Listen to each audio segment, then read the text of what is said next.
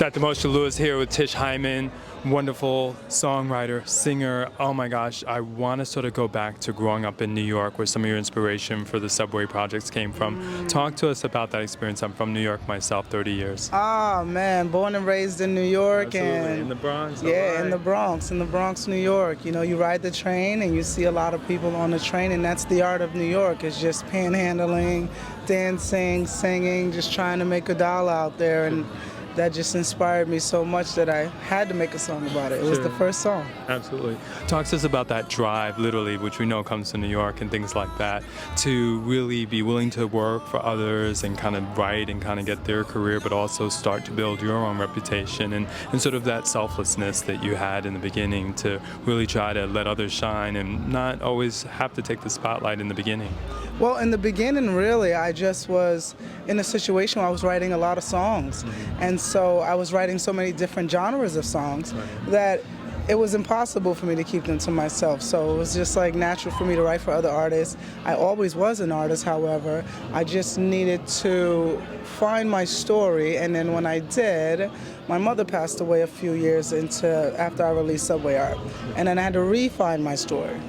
And you know, now I'm back here making music, releasing music. I got a single right now doing very well.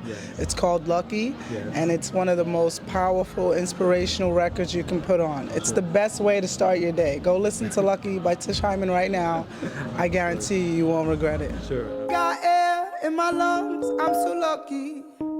I got shoes on my feet, I'm so lucky.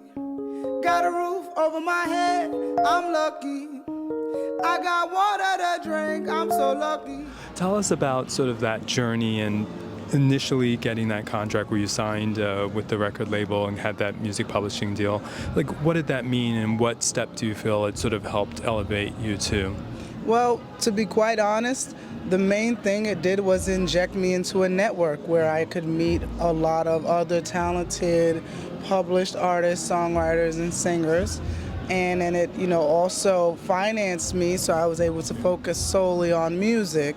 So it was a very positive experience and definitely a pivotal step in my career. Sure.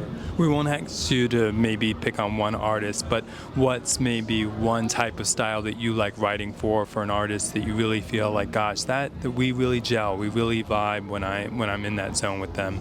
Oh, me and Dolla Sign. Dolla Sign is my favorite artist to work with. He's one of my favorite people, one of my favorite humans, and just talented. And whenever we do a song, I just know his palette very well. So I'm usually good when it comes to being in the studio with him and vibing, and I just absolutely love him. Absolutely. What things do you hope that people take away when they listen to your music? What's that subtle message that you're hoping to communicate despite the lyrics? That no matter how hard it gets, you're alive, you're lucky, you should be grateful, you should always push forward, and things are gonna get tough, but you're gonna be able to make it through, you'll get through, and you'll grow. That's just the way that it goes. Absolutely. Shameless plug for your new project. Talk to us about the show and how exciting this is. Oh, I'm so excited to be here tonight. I'm going to be performing 4 songs, one being my song Lucky, another song called Hollywood, which is a very amazing story about how things are here, as I've been in LA for 14 years now, so I have been quite around a bit. And then I'm going to perform Subway Art. And I will be performing a song that is unreleased called Barcelona. Sure. Do you feel like you found literally a sisterin and a brotherin of people who have share a comrade spirit? Because it seems that this team is really real and down to earth and keeps it honest. Yes, absolutely. I mean, your people always find you. And I always like to say the good people all know each other. Sure, absolutely. Our show's called Music and Medicine, and when you hear those words, how do they play off of your brain, and how do they sort of ring a bell with you? Music and medicine, because music heals. And, you know, there's a music that, like I said, I mean, shameless plug, but my song Lucky, if I was pissed off today about something mediocre, and I was mad. I couldn't get over it, and I played the song, and it just changed my mood because it reminded me of the things to be grateful for. So I think that music is medicine. It heals. These days and with increasing times, people feel more and more stressed. What recommendations do you have for them besides even listening to your music as a way to try to put aside some of what, as you hinted at, might be champagne problems and things like that, and meditate on stronger things?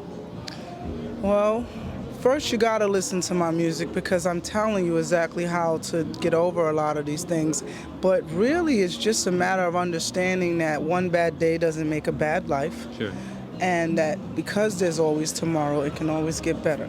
I'm gonna be winning with that same old dream. And with that same old dream.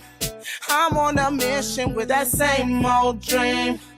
I'm out to get it with that same old dream.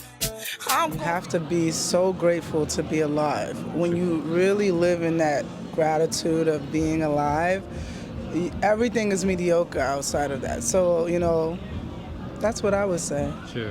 Some young lady that's riding on the subways these days in New York could be 14 or 15 years old, has dreams of some time or some point becoming the great Tish Hyman. What advice might you give her as she's going back and forth and seeing all these amazing people and having stories that she wants to put into song? You know, just write it honest. Write it like you say it. You know, when you're writing a song, if you get writer's block, it's because you're not being honest. Write it exactly how you say it. Sure. Last but not least, one last person to draw an analogy to is Alicia Keys, and having worked with her, talk to us about sort of any shared spirit or kindred bond that you felt, given some similarities in her background as well. Oh, Alicia Keys, man, she's amazing. She's super talented. She knows that studio in and out. It was a big inspiration to work with her and a pleasure. And, you know, just seeing how long of a career she's been able to have and how hard she's worked. I mean, just walking into that room, I was full with admiration and, you know, just all kinds of camaraderie. I love Alicia Keys. Sure. 3 times is a charm. Tell us where we can find you. Shameless plug. My name is Tish Hyman, and you can find me all things Listen #2 Tish. LISTEN, the number 2 Tish. Thanks so much. We're so proud to be able to know you. Lovely Absolutely. to talk Thank to you. Sure. Absolutely. Likewise. Thank you.